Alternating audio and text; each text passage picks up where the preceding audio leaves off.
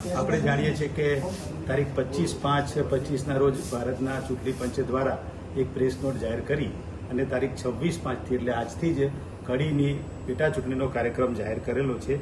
એની વાત કરું તો 2 જૂન સુધી આપણે ઉમેદવારી પત્રો સ્વીકારવાના છે. મતદાનની તારીખ 19 જૂન 2025 એટલે ગુરુવાર છે.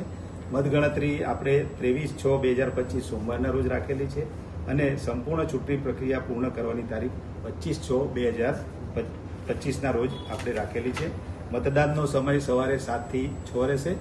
ચૂંટણી પ્રક્રિયાની જે જિલ્લા વહીવટીતંત્રએ તૈયારી કરી છે એની થોડીક આપને વાત કરું તો આપણા જિલ્લામાં પ્રાંત અધિકારી કડીને આપણે ચૂંટણી અધિકારી નિમ્યા છે. સાથે 3 મામલતદાર કડી, જોટાણા અને મામલતદાર ડિઝાસ્ટરને આપણે મદદનીશ ચૂંટણી અધિકારી નિમ્યા છે.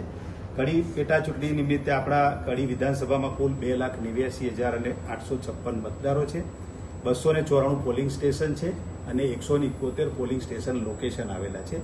4 કરતાં વધારે મતદાન મથકો ધરાવતા હોય માત્ર કડીમાં આપણે 4 મતદાન સ્થળો આવેલા છે કે જેમાં 4 કરતાં વધારે મતદાન મથકો આવેલા હોય.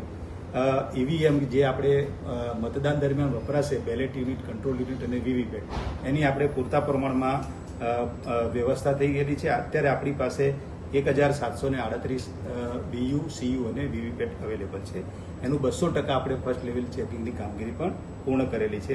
સ્ટાફની જે વાત કરીએ, જે મતદાનના દિવસે અથવા તો તમામ પ્રક્રિયામાં જોડાશે, તો અત્યારે આપણે 2,205 મેલ અને ફિમેલ થઈ અને 2,205ના સ્ટાફની જરૂરિયાતની સામે 2,682 જેટલા મેલ ફિમેલ સ્ટાફની ડેટા એન્ટ્રી પણ આપણે પૂરી કરેલી છે.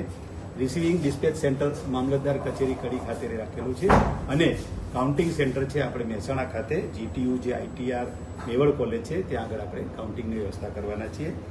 સ્ટાફને ટ્રેનિંગ પણ અપાઈ ગયેલ છે. નોડલ ઓફિસરોની પણ નિમણૂક કરવામાં આવેલી છે. સાથે સાથે ખર્ચના જે ઓબ્ઝર્વર છે એને આપણે ડીડીઓને નિયુક્ત કરેલા છે. મેઇનલી જ્યારે ગઈકાલે ચૂંટણી જાહેર થઈ ત્યારથી જ આપણી ફ્લાઇંગ સ્ક્વોડ કાર્યરત થઈ ગઈ છે અને સાથે સાથે આજથી જ સ્ટેટિક સર્વેલન્સ ટીમ લગભગ 15+3 રિઝર્વ એમ કરીને 28 ટીમો કાર્યરત છે. સાથે સાથે જ્યાં પણ ચૂંટણીની આચારસંહિતાને લગતી આપણે કામગીરી કરવાની છે એના માટે ડાયરેક્ટર ડીઆરડીએને આપણે નોડલ ઓફિસર નિમ્યા છીએ.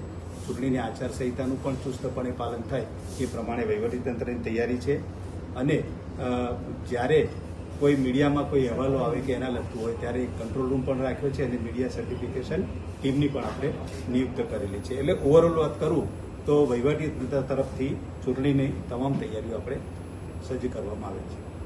સર, આચારસંહિતાનું ક્યારથી પાલન કર્યું છે અને એમાં શું રહેશે? ચૂંટણીની ગઈકાલે ચૂંટણી પંચે જે પ્રેસ નોટ આપીને જાહેર કર્યું ત્યારે ગઈકાલથી જ આચારસંહિતા અમલમાં આવી ગઈ છે અને જ્યારે સમગ્ર ચૂંટણી પ્રક્રિયા પૂર્ણ થાય ત્યારે આચારસંહિતા પૂર્ણ થશે.